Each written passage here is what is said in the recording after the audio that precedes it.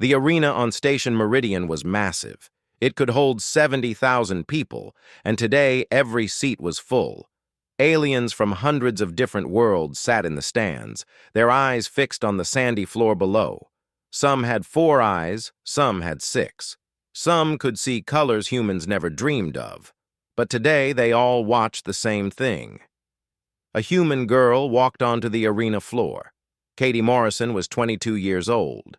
She had brown hair tied back in a ponytail and wore a simple gray suit. She looked small compared to the arena around her. She looked even smaller compared to what was waiting for her. The crowd went quiet. This was not normal. The arena was always loud, filled with cheers and shouts and the sounds of 1,000 different species making noise. But now, silence fell like a heavy blanket. "Is that really one of them?" someone whispered in the stands. The translation device in his ear turned the words into something others could understand. Yes, a Deathworlder. That word moved through the crowd like a wave. Deathworlder. It was the worst label a planet could get. It meant the world was so dangerous that most species could not survive there for even a day. Earth was a Class 12 death world. The gravity would crush most aliens. The air itself was poison to many species. The weather could kill without warning. Earthquakes shook the ground. Volcanoes erupted. Storms the size of continents formed in days. And the creatures that lived there were nightmares made real. Humans had climbed to the top of a food chain filled with monsters. They hunted animals that could run for hours without stopping. They killed predators that had claws and fangs and venom. They survived in places where the heat could cook flesh or the cold could freeze blood solid. And they did it all without natural weapons. No claws, no fangs, no armor plating. Just brains and stubbornness and the ability to keep going long after anything else would have died. Katie looked up at the viewing platform. Commander Vex stood there, a tall alien with silver skin and golden eyes. He raised one long-fingered hand. "The rules are simple, human," his voice boomed through speakers all around the arena. "You will fight the champion. You can win by making him surrender, by knocking him out, or by killing him. No weapons allowed. Do you understand?" Katie nodded once. She did not look scared. She did not look excited. She just looked calm. "Then get ready," Commander Vex announced. "You will face Kralnex the Unbroken. He has won 47 fights in a row." A gate on the other side of the arena began to open. The sound of metal grinding against metal echoed through the space. The crowd leaned forward. Some aliens chittered with excitement. Others made sounds of anticipation that no human could copy. What came through that gate made even the bravest warriors in the audience feel afraid. Kralnex was huge. He stood 12 feet tall, all muscle and armored skin. He had 4 arms, each one ending in claws that could cut through steel. His hide was thick enough to stop bullets. His eyes were small and red and filled with the confidence of someone who had never truly lost. Kralnex had killed 18 opponents in this arena. 29 others had survived, but barely. They needed machines to keep them alive after he was done with them. By every measurement that mattered, he was the most dangerous fighter in known space. The crowd loved him. They cheered as he walked forward. Some called his name, others made their species' version of a war cry. Katie Morrison stood still and watched him come. Kralnex began to run. Each footstep shook the ground. Sand jumped with every impact. He was fast for something so big, faster than seemed possible. He crossed the arena in seconds, his 4 arms spread wide, ready to grab and crush. The crowd was screaming now. Some cheered for Kralnex. A few brave souls who had bet on the human shouted encouragement. Most just wanted to see what would happen when a Deathworlder faced a champion. Betting terminals across the station flashed with numbers. The odds were 100 to 1 against Katie. Most people thought she would last maybe 10 seconds. A few optimistic bets said 20. No one thought she could win. Katie did not move. She stood with her hands at her sides, relaxed. Her breathing was steady and slow. She did not raise her arms to block. She did not try to run. She did not even look tense. She just waited. Kralnex was 20 feet away, then 10, then 5. The crowd held its breath. This was it, the moment when the unstoppable champion would meet the newcomer from the death world. Everyone expected it to be quick. Everyone expected it to be brutal. Katie's eyes tracked Kralnex's movement. She had studied the files on his species. She knew where his joints were, where his nerves ran, where his weak points hid under all that muscle and armor. She had watched videos of his previous fights, seen how he moved, learned his patterns. But more than that, she understood something that many in the galaxy did not. Size and strength mattered in a fight. Yes, but they were not everything.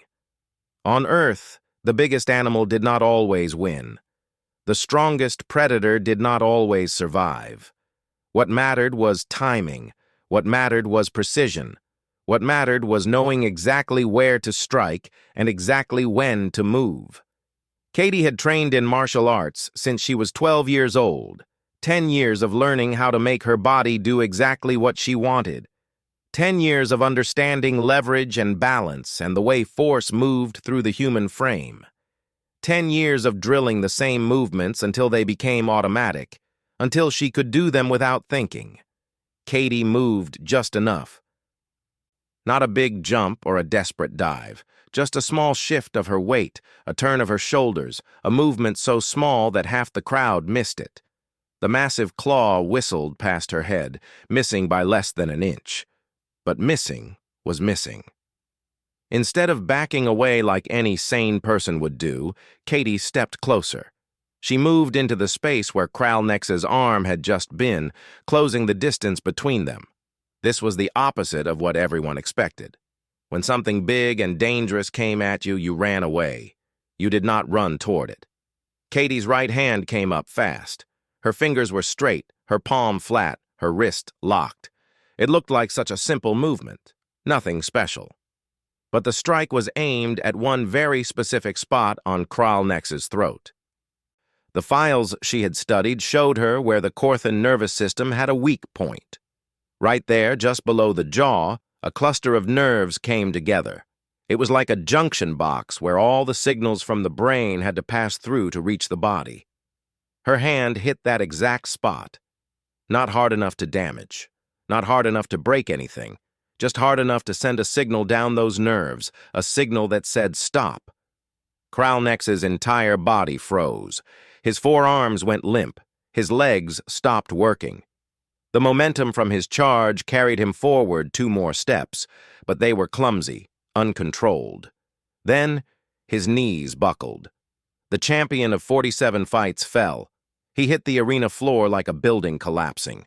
Sand exploded up in a cloud around him.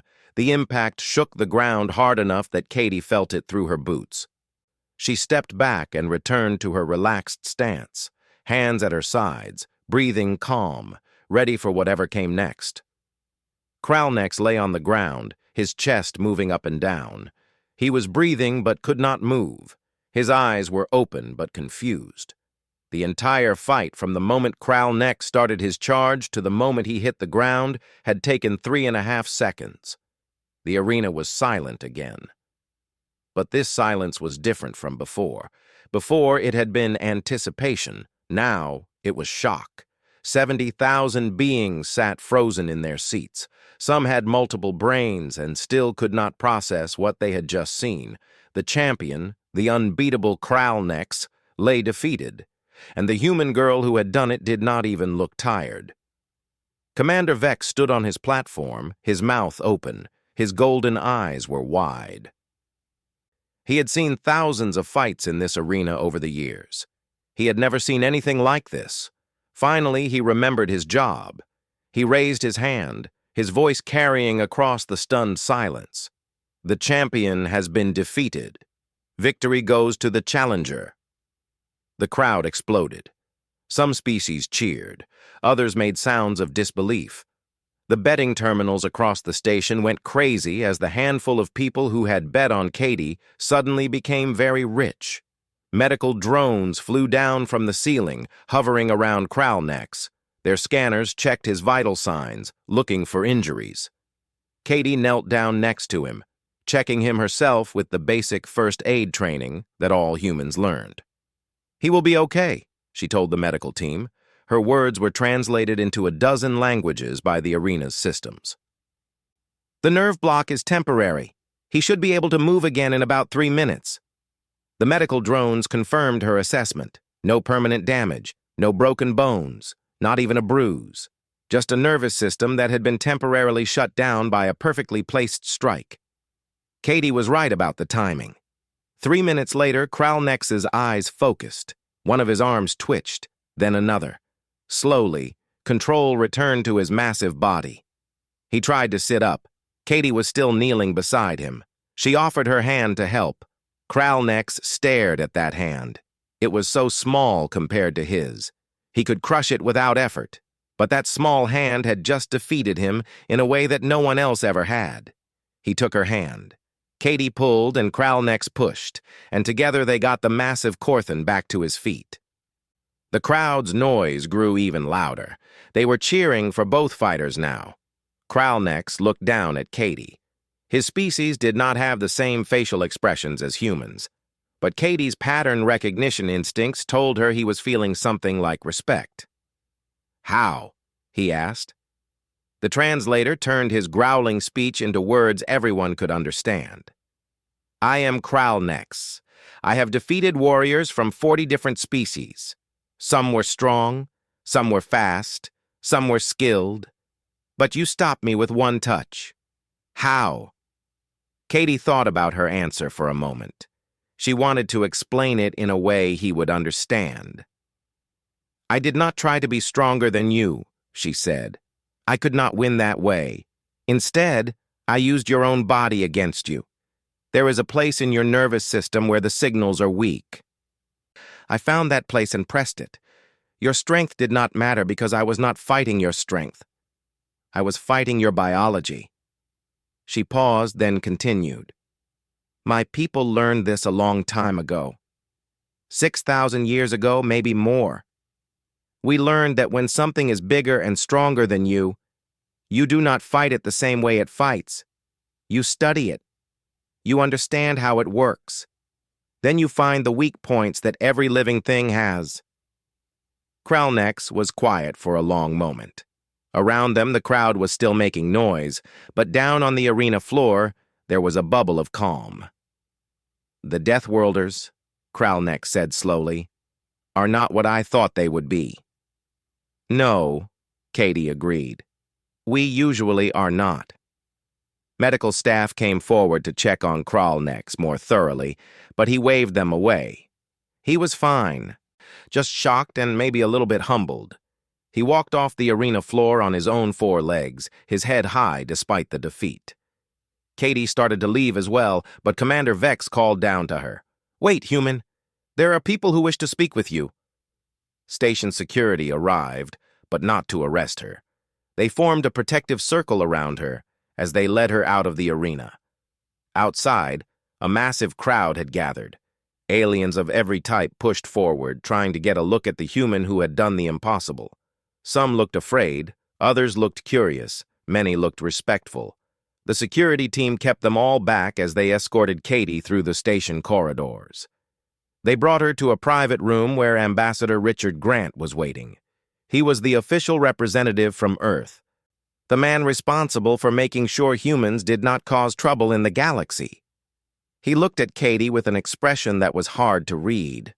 Relief, pride, worry, maybe all 3. "Do you know what you just did?" he asked. The silver-skinned alien stepped forward first. She was tall and moved with the grace of someone who had trained their body for years. Patterns covered her skin in ways that Katie's cultural studies told her meant she was a master instructor. "My name is Lyra," she said. Her voice was smooth and clear. I run a combat academy here on the station.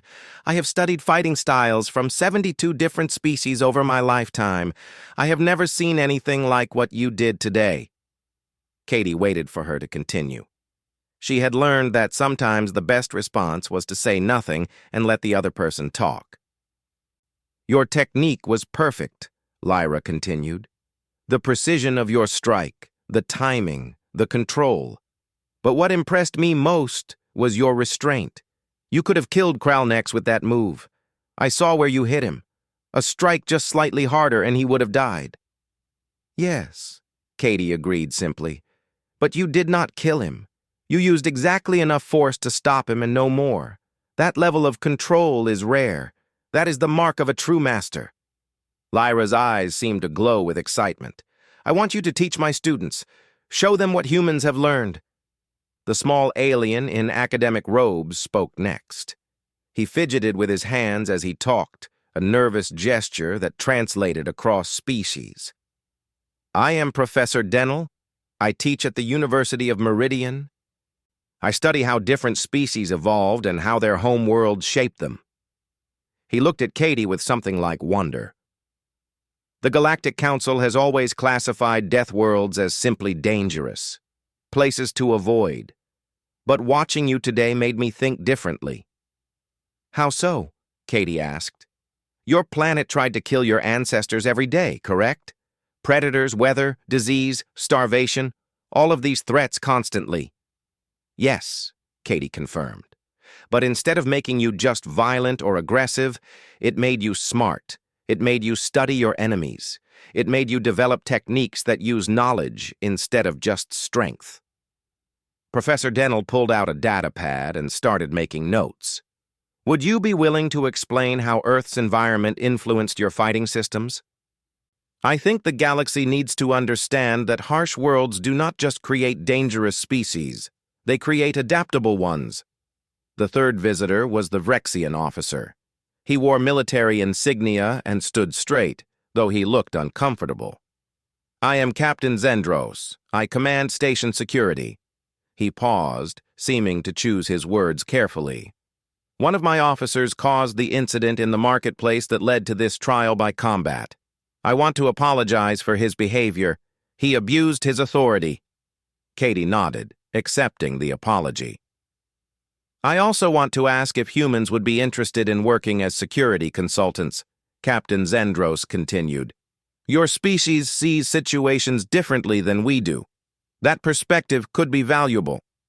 Finally, Kralnex spoke. His deep voice filled the room. "The arena has a tradition," he said. "When a champion loses, they have a choice. They can demand a rematch and try to win back their title, or they can ask their conqueror to teach them." He looked directly at Katie. "I choose to learn. Will you teach me, Katie Morrison of Earth?" Katie looked at each of them in turn. These were not just personal requests. They represented something bigger, a chance for humans to show the galaxy that Earth had not just made them dangerous. It had made them skilled, controlled, and willing to share what they knew. But she was just one person. She could not speak for all of humanity. She glanced at Ambassador Grant. He gave a small nod, telling her the choice was hers. "I will teach anyone who wants to learn," Katie said. "But you need to understand something first. Human martial arts are not just about fighting. They are about discipline and self-control. They are about knowing when to fight and, more importantly, when not to fight. That is exactly what I want my students to learn," Lyra said eagerly. Katie thought for a moment, then continued. "Earth was harsh. It killed the weak and the unlucky, but it also taught us lessons. We learned that the biggest threat is not always the strongest threat. We learned that patience can defeat aggression. We learned that understanding how something works is better than just hitting it harder." She looked at Kralnex. "When I fought you, I did not try to match your strength. I studied your species beforehand. I learned where your nerves were, how your body was built, where the weak points were. Then I waited for exactly the right moment to use that knowledge. You made it look easy, Kralnex rumbled. It was not easy, Katie corrected. It took 10 years of training to make that move, 10 years of practice until my body could do it without thinking. And behind that was millions of years of evolution on a world that punished mistakes with death. Professor Denell was writing notes frantically on his datapad. Fascinating. So the harsh environment created selection pressure for intelligence and adaptability, not just physical prowess. Exactly, Katie said. Humans are not the strongest species. We are not the fastest or the toughest, but we are persistent. We learn. We adapt. We work together. Those traits kept us alive when everything else was trying to kill us. Ambassador Grant spoke up. The question is whether the galaxy is ready to see humans as more than just dangerous Deathworlders. After today, they will have to, Captain Zendros said. The footage of the fight is everywhere. Everyone is talking about it. Some are afraid, yes, but many are curious. Fear can turn to respect, Lyra added, if humans are willing to teach rather than dominate. Katie thought about her home, Earth, the Class 12 Death World, the planet that had made humanity what they were. She thought about all the humans who wanted to explore the galaxy, to meet other species, to be part of something bigger than one world. This was their chance, not to show the galaxy how dangerous humans could be. They already feared that. This was a chance to show them what else humans had learned from their harsh home. I will help, Katie said. I will teach at your academy, Lyra. I will talk to your students, Professor Denell. I will consult with your security forces, Captain Zendros, and I will train with you, Kralnex. Thank you, Lyra said, and the others echoed the sentiment. But, Katie added, you need to know that I am not special. What I did today, thousands of humans could do. Maybe millions. Earth made all of us this way. I just happened to be the one in the arena. Then perhaps, Ambassador Grant said thoughtfully, we should invite more humans to share their knowledge, not as warriors or fighters, but as teachers. Over the next hour, they made plans. Lyra would announce the new class at her academy. Professor Denell would arrange lectures at the university. Captain Zendros would set up training sessions for security personnel. And Kralnex would become Katie's first official student. As the visitors left, each one seemed different than when they had arrived. Less wary. More curious. The fear was still there, Katie could see it. You did not forget in an hour that humans came from a death world. But now there was something else mixed with the fear. Respect. Interest. Hope that maybe the Deathworlders could be partners instead of threats. When they were gone, Ambassador Grant sat down heavily in a chair. 3 months passed. Katie stood in a very different place now. The gymnasium at Lyra's Combat Academy was large and bright, with soft mats covering the floor. 30 students from 12 different species sat in neat rows, watching her. Kralnex sat in the front row. The massive Korthan warrior somehow managed to look attentive despite his intimidating size. Next to him sat a young Xenthos student, a Pelian merchant who had signed up after hearing about Katie's philosophy, and even the Vrexian enforcer from the marketplace. His shoulder had healed, and he had personally asked to study under her. Katie walked to the center of the mat. The translation system would turn her words into every language needed, but she still spoke clearly and simply. Before I teach you any fighting techniques, you need to understand where they come from, she began. The students leaned forward slightly. Some took notes on datapads. Others just watched with their various types of eyes. My planet tried to kill my ancestors every single day, Katie said. She had told this story before, but it never got easier. Predators hunted them. The weather could turn deadly in minutes. Diseases spread quickly. Food was hard to find and harder to keep. Every advantage mattered. She demonstrated a basic stance, feet shoulder-width apart, weight balanced, hands relaxed at her sides. Humans learned that being the biggest did not mean being the strongest. We learned that patience could beat aggression. We learned that understanding how bodies work, how physics works, how force and leverage work, that knowledge was more powerful than size or natural weapons. She gestured to Kralnex. When I faced the champion, I did not try to match his strength. I could not win that way. Instead, I used what I knew about biology. All complex life forms, no matter what world they come from, use nerves to control their bodies.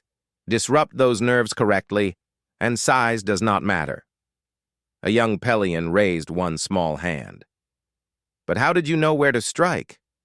Korthan anatomy is very different from human anatomy. I studied, Katie said simply. I read medical files. I watched videos of Korthan movement. I learned where the nerve clusters were located. Knowledge is a weapon that never runs out of ammunition. Over the following weeks, Katie taught them the basics. She showed them how to stand, how to move, how to breathe. She taught them that fighting was not about being aggressive. It was about being controlled. She taught them about awareness, about knowing what was happening around you at all times. She taught them about staying calm, about keeping your mind clear even when everything was chaos. She taught them that real strength was knowing when to fight and when to walk away. The students learned quickly. Their different bodies adapted the techniques in ways Katie had never imagined. The Xenthos, with their flexible frames, became excellent at grappling and holds. The Vrexians, with their 4 arms, developed striking combinations that were beautiful to watch. Even the small Pelians learned to use their size and speed to their advantage. But more than techniques, something else changed. The students stopped seeing Katie as a scary Deathworlder. They saw her as a teacher who genuinely cared about helping them improve. And through her, they started seeing all humans differently. One day, a Korthan student named Vec asked a question during class. "Teacher Katie, why do humans train in martial arts if your world is no longer dangerous? You have cities and technology. You do not need to fight predators anymore." Katie smiled. It was a good question. "You are right that we do not hunt for food anymore. Most humans never see a wild predator in their entire lives. But we still train for other reasons." She sat down on the mat, and the students gathered around her in a circle. "Martial arts teach us discipline. When you train for years, you learn patience. You learn that real progress takes time. You cannot rush mastery." She held up her hand. "These hands have trained for 10 years, but I am not a master. I am still learning. There are humans who have trained for 50 years, and they say they are still students." 50 years? A Xenthos student asked, amazed. "Yes, because martial arts are not just about fighting. They are about improving yourself, becoming better than you were yesterday, learning control over your own body and mind." Another student, a Vrexian named Kelix, spoke up. "On my world, we believe strength should be used to dominate. The strong rule the weak. But you teach something different." "Yes," Katie agreed. "Earth taught us that strength without control is just violence. Real strength is having power and choosing not to use it. The best fighters are the ones who never have to fight because they know how to avoid conflict." "But you fought Kralnex," Kelix pointed out. "I did," Katie said, "but only because it was necessary. I had tried talking first. I tried peaceful solutions. Fighting was the last option, not the first." Kralnex himself spoke from where he sat. "And when you did fight, you used only as much force as needed. You could have killed me, but you chose not to. That taught me more than any victory could." News of the Academy's success spread quickly. Other stations contacted Lyra, asking if she could send instructors to teach there. Universities across the galaxy added courses about Earth's environment and how it shaped human thinking. The Galactic Council quietly removed several restrictions on human participation in council activities.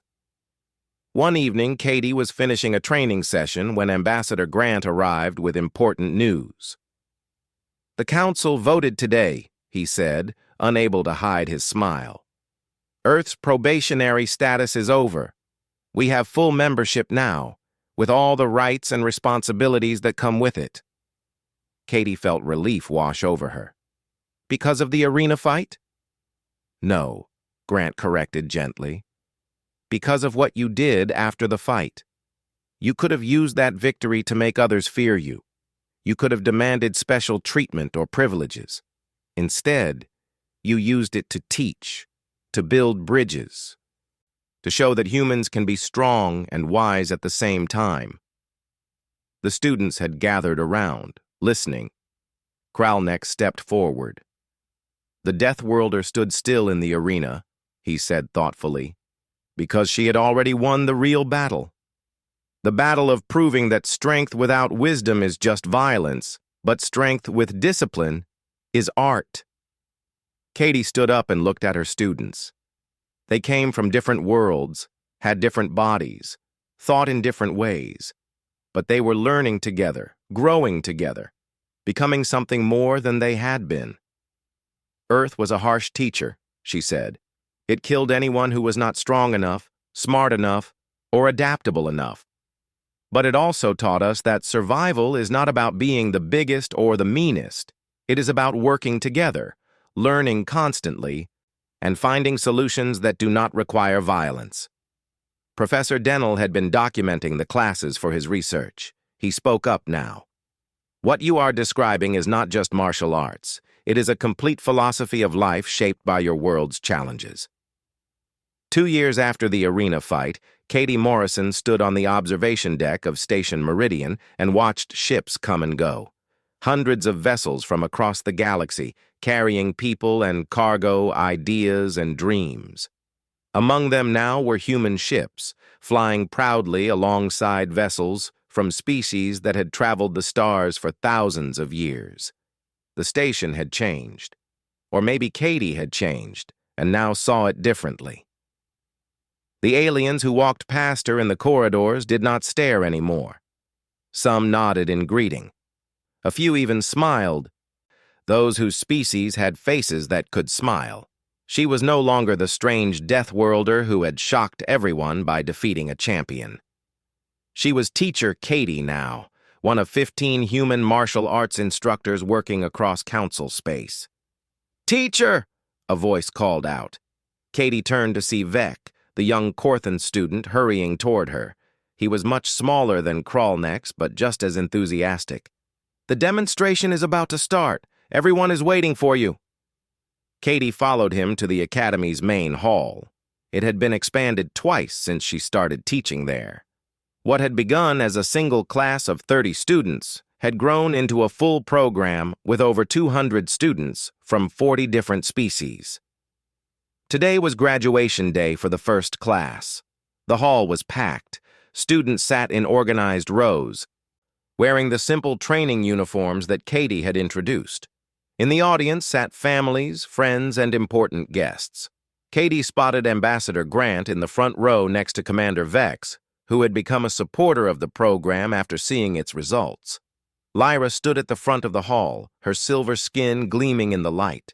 When everyone was seated, she raised her hand for silence. 2 years ago, Lyra began, a human stood in our combat arena and showed us something we had never seen before. Not just skill or strength, but perfect control. The ability to win without causing harm. That day changed my understanding of what it means to be a warrior. She gestured to Katie. Teacher Katie agreed to share her knowledge with us, but she gave us more than fighting techniques. She gave us a philosophy. A way of thinking that her harsh world taught her species over millions of years. Katie watched the students sitting in neat rows. She saw Kralnex, who had become an assistant instructor. She saw the Vrexian enforcer from the marketplace, who now taught conflict resolution to security forces. She saw dozens of others who had started as strangers and become something like family.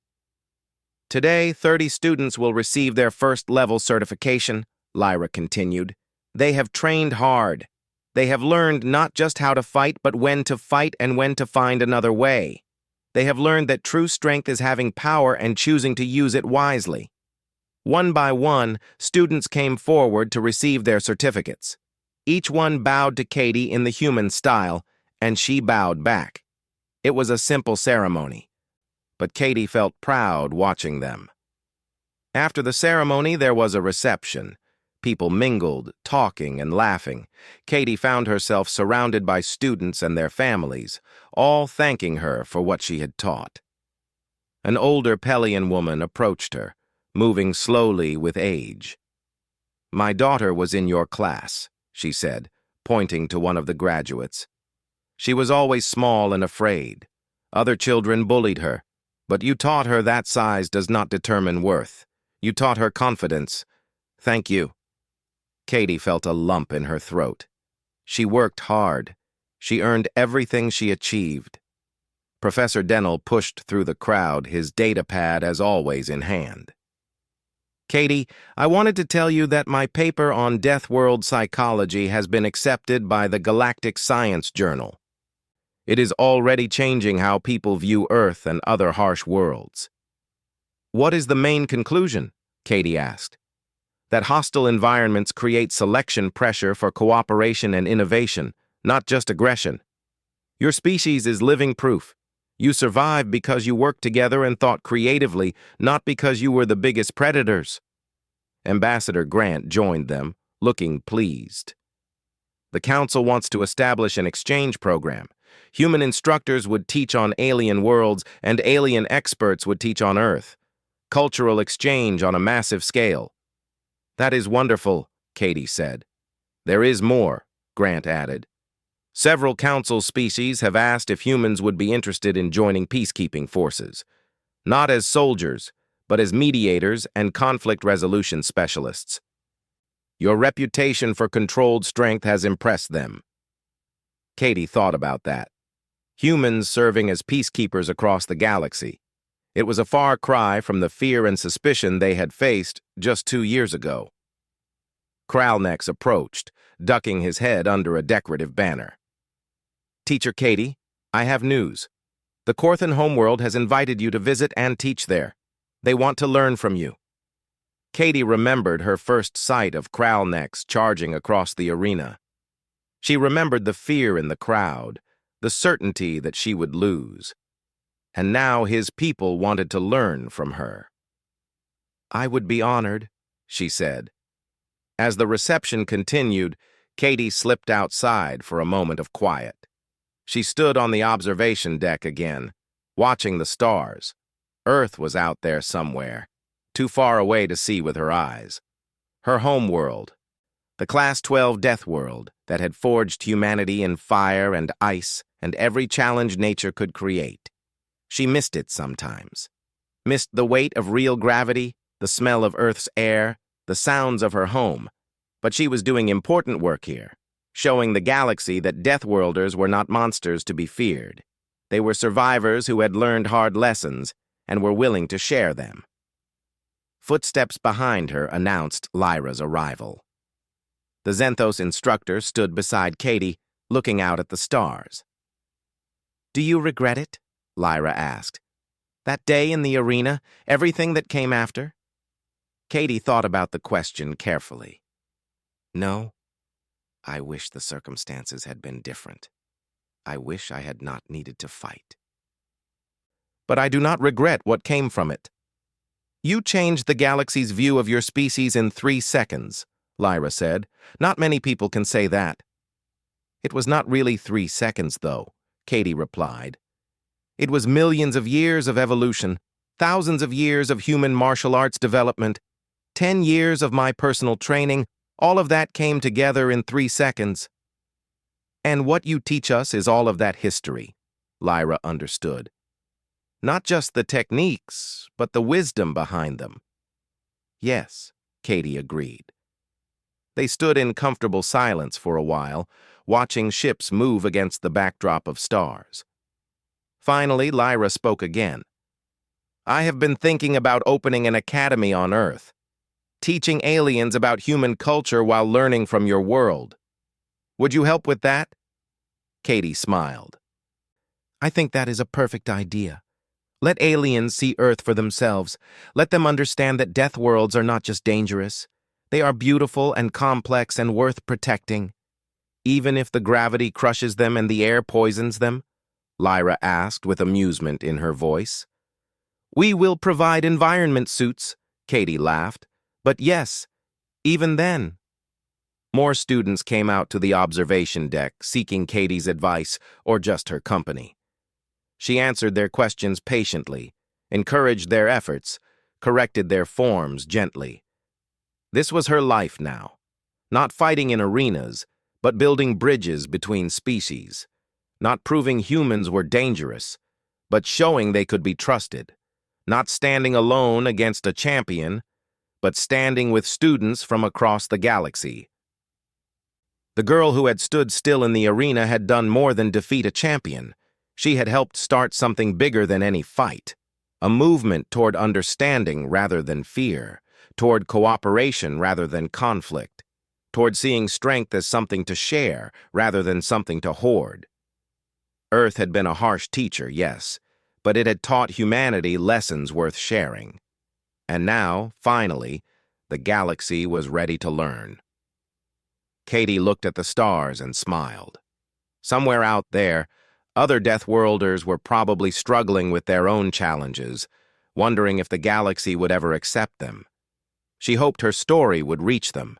She hoped it would show them that harsh origins did not have to define your future. What mattered was not where you came from, but what you chose to do with the strength that journey gave you. And Katie Morrison, teacher and bridge builder, had chosen to make the galaxy a little better than she found it. That was enough. Yes, Katie agreed. Every species is shaped by their home. Earth made us stubborn and hard to kill, but it also made us creative problem solvers who understand that cooperation is stronger than domination. Grant nodded. The Council is starting to understand that. They are beginning to see that Deathworlds do not just produce dangerous species. They produce adaptable, innovative species that have learned to thrive despite impossible challenges. So what happens now? Katie asked. Now, Grant said, humanity shows the galaxy what else we learned. Not just combat skills, but art, science, engineering, philosophy, diplomacy. The arena opened the door. What we do next determines whether we just walk through or help build something better on the other side. Katie looked at her students, at the respect in their eyes, at the friendships forming between species. Then we build something better, she said. You know this is just the beginning, he said. There will be challenges. Some species will never accept us. Some will see this as proof that we are too dangerous to allow in the Council. I know, Katie said, but some will see it differently, and maybe that is enough to start with. Grant smiled. When did you get so wise? I grew up on Earth, Katie said simply. Wisdom was how we survived. Katie thought about it. I won a trial by combat. The charges against me will be dropped now. That was the agreement. You did more than that, Grant said. He pulled up a screen showing news feeds from across the galaxy. The fight was already being shown everywhere. Billions of beings had watched the footage in just the last hour. Some of the headlines praised her skill. Others worried about letting Deathworlders into civilized space. A few groups demanded that Earth be kicked out of the Galactic Council immediately. But many were different. Universities wanted to study human fighting techniques. Sports organizations asked if humans could compete in their games. Security forces wondered if they could hire human trainers. You opened a door, Grant said. The question now is what we do with it. Before Katie could answer, there was a knock. The door opened, and several aliens walked in. Kralnex was there, ducking his head to fit through the doorway. Behind him came three others. A tall, elegant alien with silver skin, a small, nervous-looking creature in academic robes, and a Vrexian wearing military colors. They all wanted to talk to the human girl who had stood still in the arena and won. And behind that training was something else. Something that every human carried in their bones and blood and DNA. The legacy of a world that had tried to kill their ancestors for millions of years. The instinct to survive no matter what. The ability to stay calm when everything around them was chaos. Kralnex was 3 feet away now. His claws reached for her, ready to grab and squeeze and end this fight in one brutal motion. The crowd was on their feet. 70,000 beings watched and waited for the impact. Katie took a breath. Her heart rate did not increase. In fact, it slowed down slightly. This confused the medical monitors that were tracking her vital signs. Most fighters showed increased heart rate and adrenaline when facing danger. Katie's body was doing the opposite. She was not afraid. She was focused. Kralnex's upper right claw came down toward her shoulder. It was fast, faster than most beings could react to. But Katie had trained against opponents trying to hit her for a decade. She knew how to read the small movements that came before the big ones. She saw his shoulder shift a fraction of a second before the claw moved. And finally, after standing completely still for the entire fight, Katie Morrison moved. What happened next would change everything. Not just for Katie, not just for the fight, but for how the entire galaxy saw Earth and everyone who came from it. The Deathworlder girl had stood still. Now she would show them why.